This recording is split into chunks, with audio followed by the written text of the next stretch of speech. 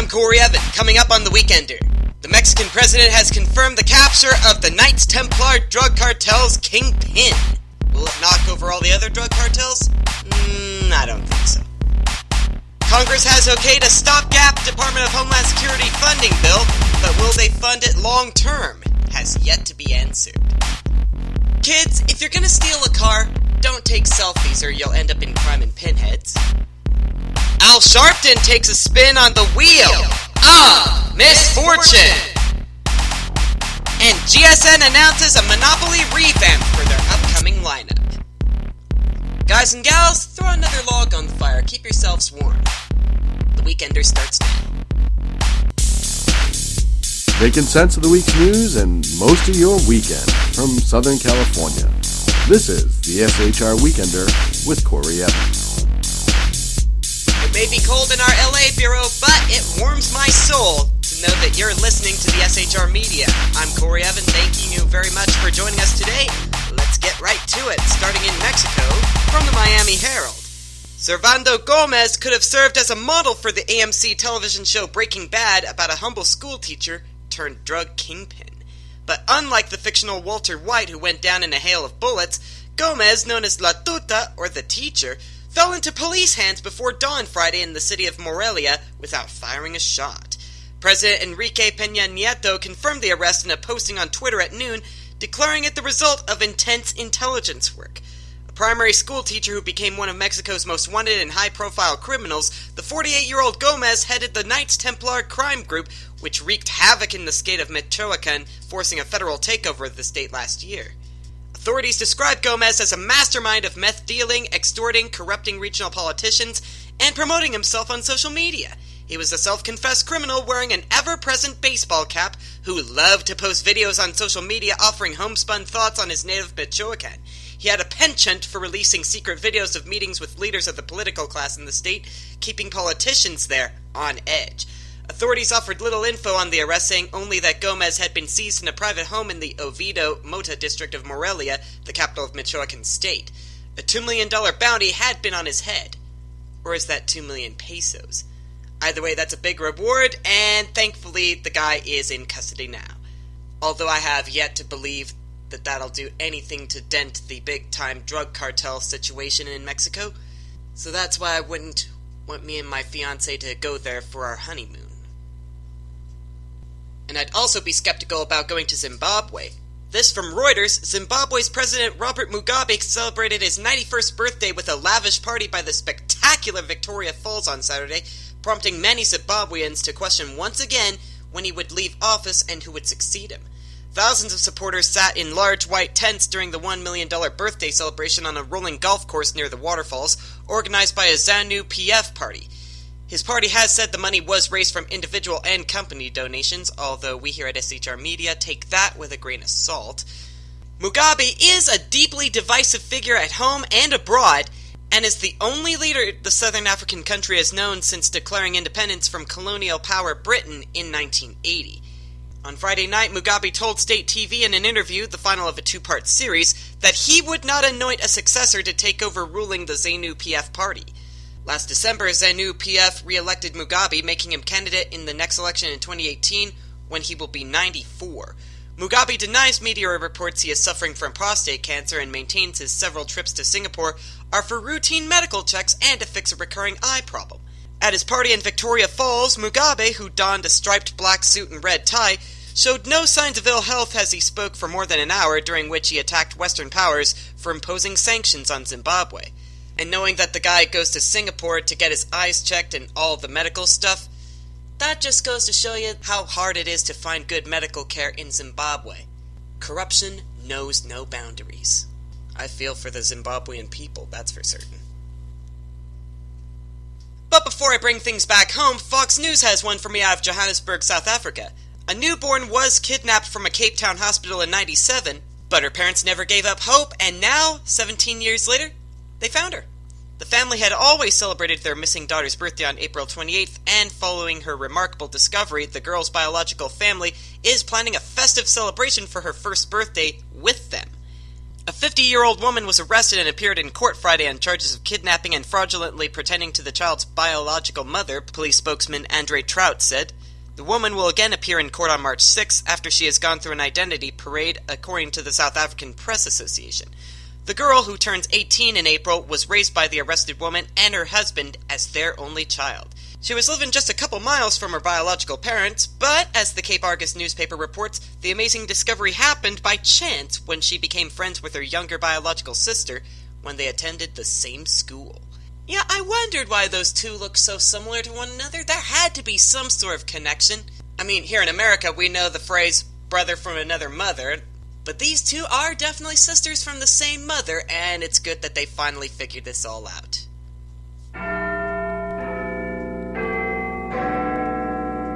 After a dramatic and chaotic day of voting in the U.S., Congress late Friday approved a stopgap bill to keep money flowing to the Department of Homeland Security past a midnight deadline and avert a partial agency shutdown, though Congress is no closer to a long-term deal.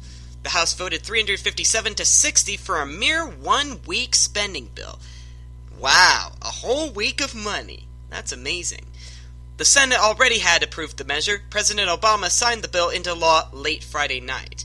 But that legislation was passed only after efforts to pass a slightly more substantial stopgap, 3 weeks, melted down on the House floor Friday afternoon. Though it had been expected to pass, 52 Republicans defected and joined Democrats in opposing the leadership-backed legislation. This led to bad blood late Friday between House Republicans who joined Speaker John Boehner in supporting the bill and those who peeled off. One senior House GOP source told Fox News that the nearly 200 Republicans who backed the bill were super mad at those who left them hanging. I bet, because only 1 week, that's just going to prolong the fight and just make things worse between them. Some media sources claimed that this new Republican-led Congress was supposed to get more done than the deadlocked, gridlocked other Congress that we just came out of. But as you can see, ladies and gentlemen, bad blood still exists. A New York Police Department detective was killed early Friday when a wrong-way driver crashed his car on a highway there. This according to USA Today. Paul Duncan lived with his wife Rochelle and their daughter in Hartsdale, New York. He was a 17-year member of the NYPD and served on the Internal Affairs Bureau's narcotics team.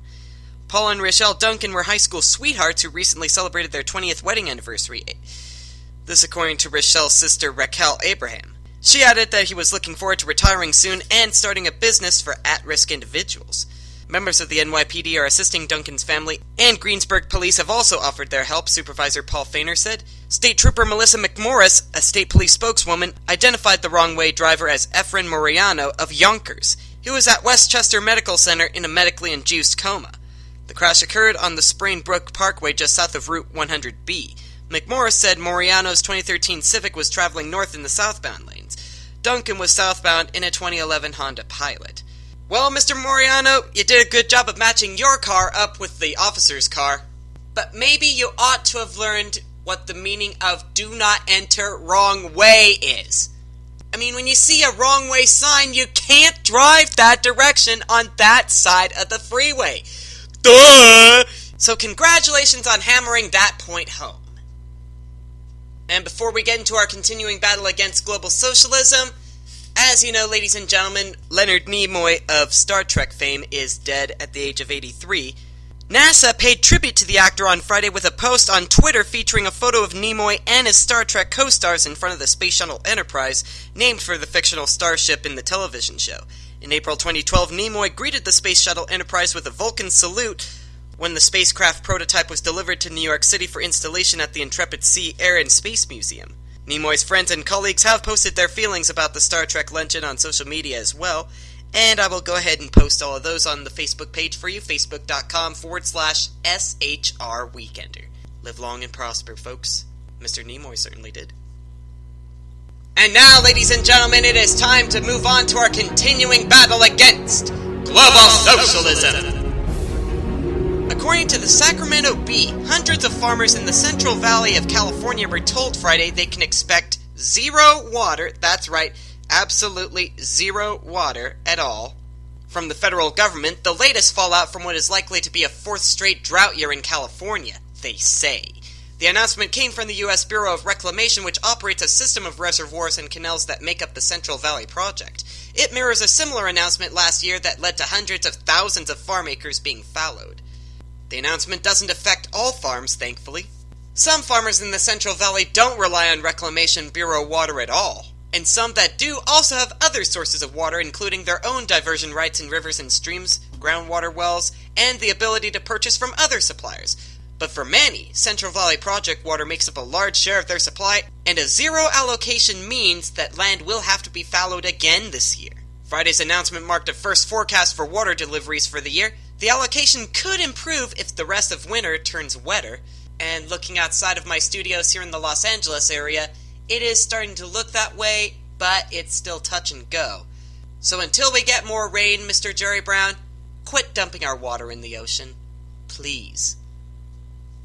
Next up from Reuters, an Alabama appeals court ruled on Friday that the state must recognize the out-of-state adoption of 3 children by the estranged wife of their birth mother, lawyers for the plaintiff said. The decision comes as a handful of Alabama judges have refused to issue marriage licenses to same-sex couples in defiance of a federal ruling, and as another same-sex couple in Mobile has sued seeking similar adoption rights. Alabama this month became the 37th state where gay marriage is legal after the U.S. Supreme Court refused to stay a federal ruling that struck down Alabama's ban on same-sex marriage. Despite that, Roy Moore, the conservative Chief Justice of the state Supreme Court, has directed judges not to issue marriage licenses to same-sex couples.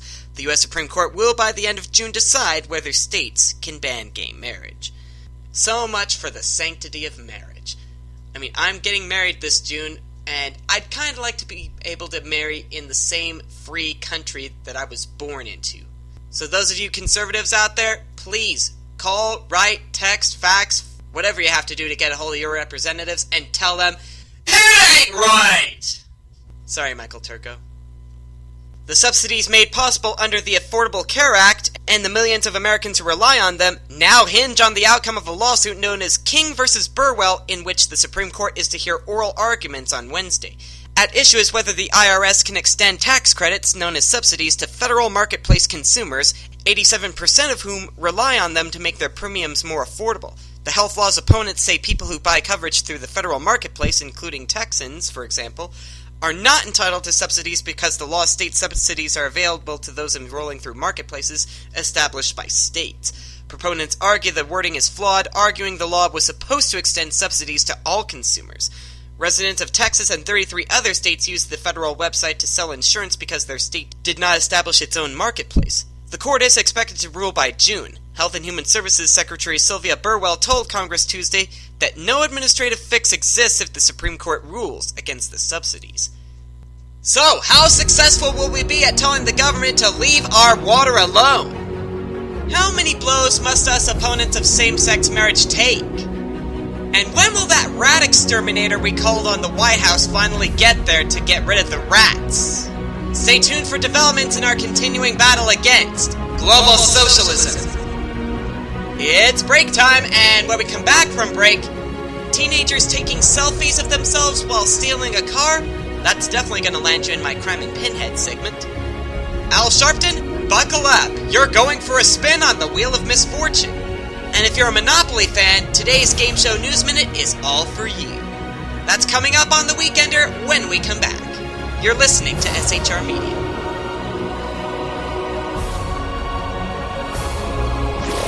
Conservative media done right. You're listening to the SHR Media Network. How you doing? John Grant here. When I'm not slaving over a hot microphone on the 405radio.com Saturdays at 10 a.m. Eastern, I check out Sean and Clint here at Sackheads Radio. We all appreciate the best political bloggers, writers, and commentators. We either get them on our shows or we make fun of them, as it should be. So check us out live Saturdays at 10 a.m. Eastern or forever on the podcasts on the 405radio.com. This is Tammy Jackson, inviting you to join me on the Tammy Jackson Show every Tuesday night at 7 p.m. Pacific on the 405radio.com. Put down that remote and tune into the show that covers politics, guns and the Second Amendment, religious liberties, sanctity of life, the military, and more. I host newsworthy guests and work hard to be a conservative radio show that's not like all the others. So save Tuesday nights at 7 p.m. Pacific for me, Tammy Jackson, on the 405media.com. Once again, here's Corey Evans with the SHR Weekender on SHRmedia.com. I thank you as always, Sackhead Sean. Sackhead Sean lending his voice to the SHR Weekender. That's him, ladies and gentlemen, and he does a good job. Anyway, welcome back to the Weekender. I'm Corey Evan, and now it's time to find out who's botched their crimes this week in Crime and Pinheads. As you know, these are the ones who did something so stupid in committing their crimes that was only a matter of time before I found out about it. Such as this item in LaPorte, Texas. Police there believe the typical teenage habit of taking selfies helped them catch a car thief. An investigation earlier this month led officers to 17-year-old Kenneth Davis. An authorized search of his phone revealed he'd filmed himself singing while driving a stolen car. Police also believe other Davis videos proved he was probably involved in more stolen vehicles crimes. Probably not the best idea to chronicle your own crimes. Just saying. Next up, out of New Lenox, Illinois, Ross Crampton barricaded himself inside a home earlier this week and caused a 5-hour standoff with police. After a psych evaluation, he was free to go. Here's where things got really stupid. Since Crampton had no one to drive him home, he'd hopped in an ambulance and drove the stolen ride to his friend's house. The vehicle's GPS system quickly located Crampton, and he was taken to jail. I'm speechless. Why, of all vehicles, would you steal an ambulance? Oh yeah, that's right, you can blow other people off the road without even touching them. But still, you're stealing it in front of the drivers. Of course they're going to be able to log into their GPS and find you. I mean,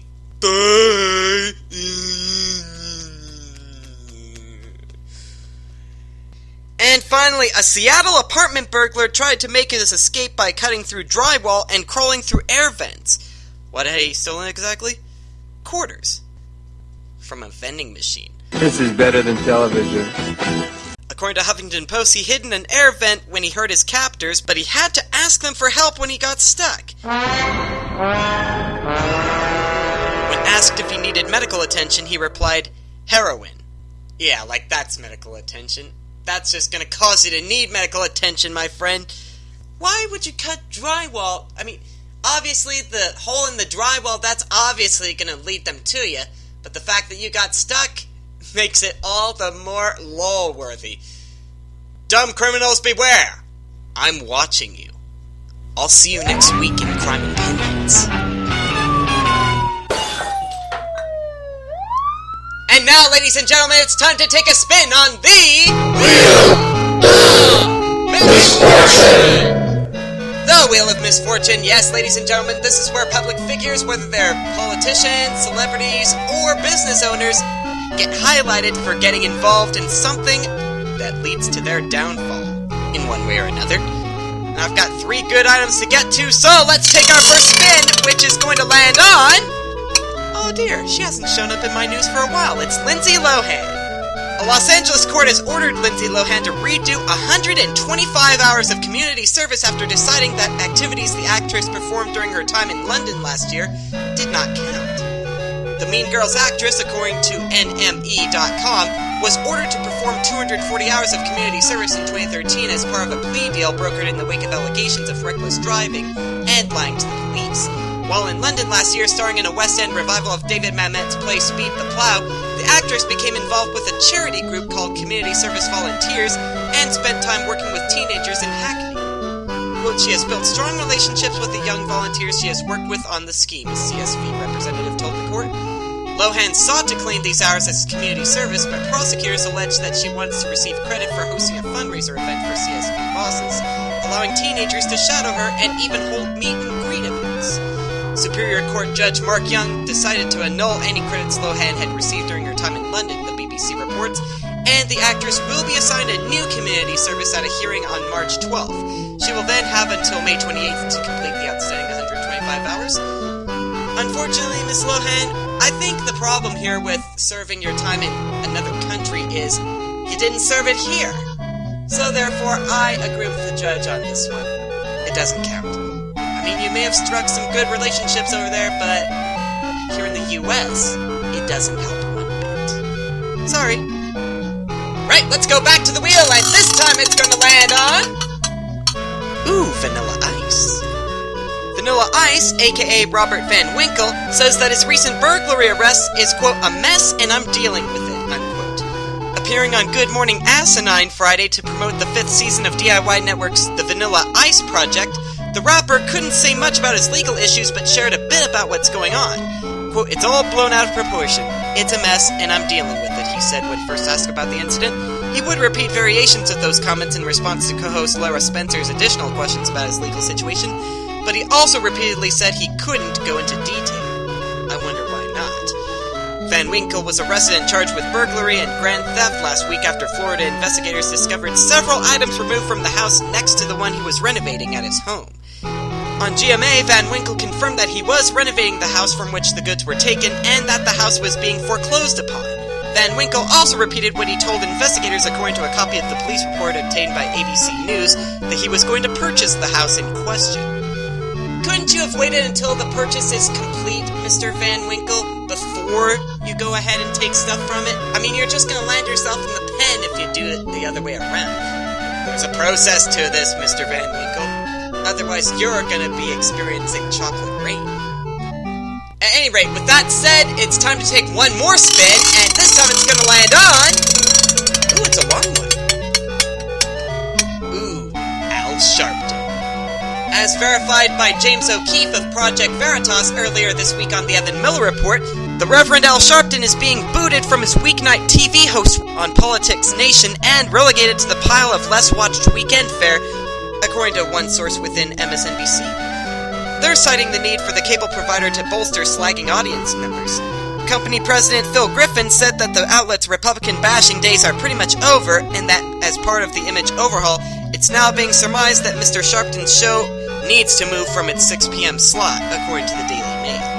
Mr. Sharpton's show, which had run for more than 3 years, attracts a 35% black audience, according to the Daily Mail.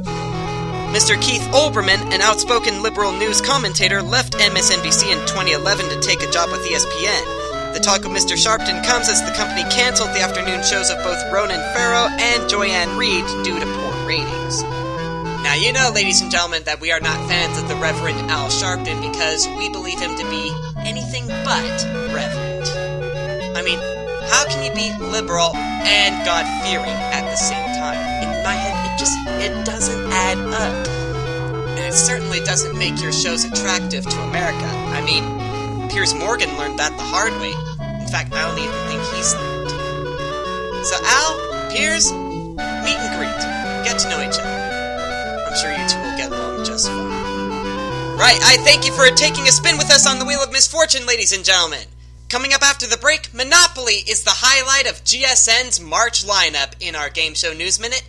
Plus, our tip of the week is for those of you who have any credit card debt. Pay attention, you're going to learn something. When we return, that is. Al Sharpton just got canned from MSNBC for being just too liberal. Taking cash from the grieving and sorrowful, his record's now gone critical. Don't click away. The SHR Weekender will be right back. Hello, I'm Paul, a student at Hillsdale College.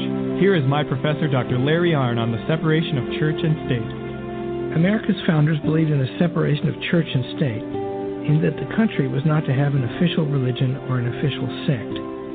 But that did not mean that government was to be hostile to religion, or even indifferent to religion, as many today argue. In fact, America's founding document, the Declaration of Independence, includes both a reference to God as the author of the laws of nature and a confident assertion that human beings are endowed by their Creator with certain inalienable rights. Far from being hostile or indifferent to religion, America's founders understood the theology of the Declaration to be an essential part of the education of citizens. This Constitution Minute was brought to you by Hillsdale College. To join the national conversation on the Constitution, go to constitutionminute.org.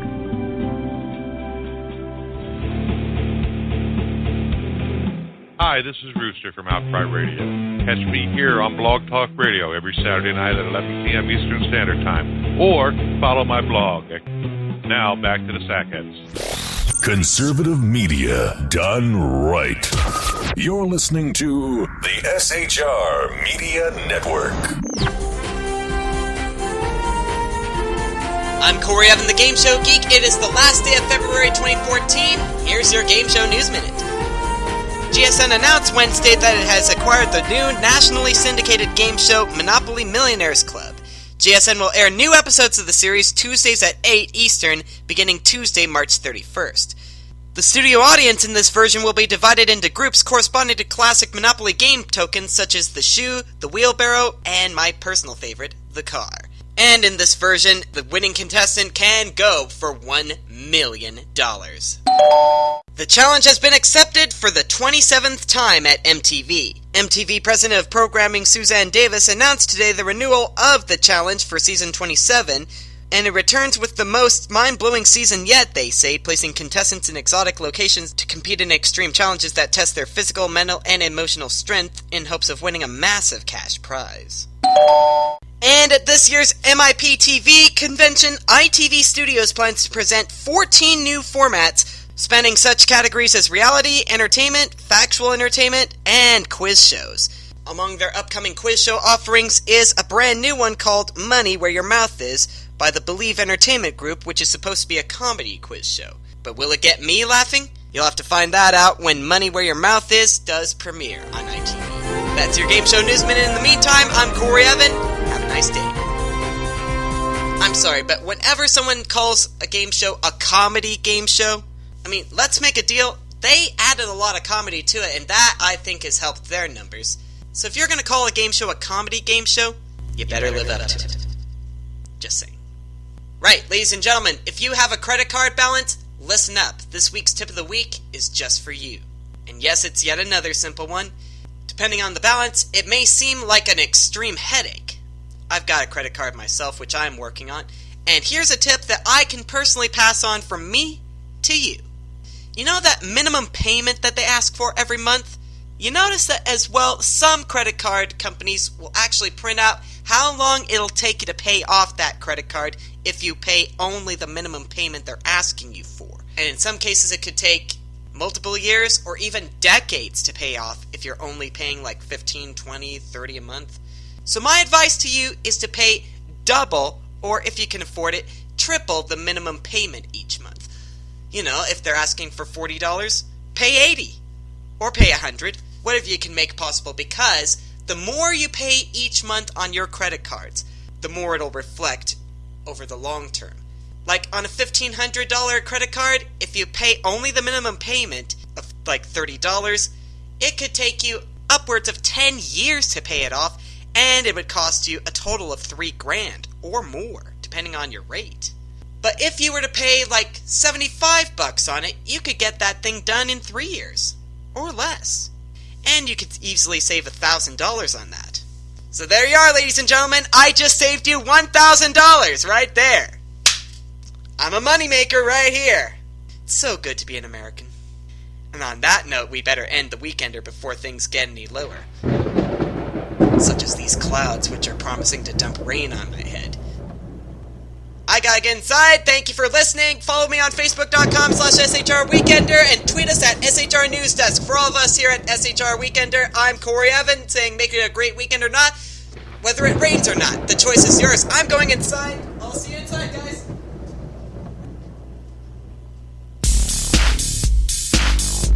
Thanks for listening to the SHR Weekender. For more information on today's program, go to shrmedia.com. Be sure to tune in next weekend.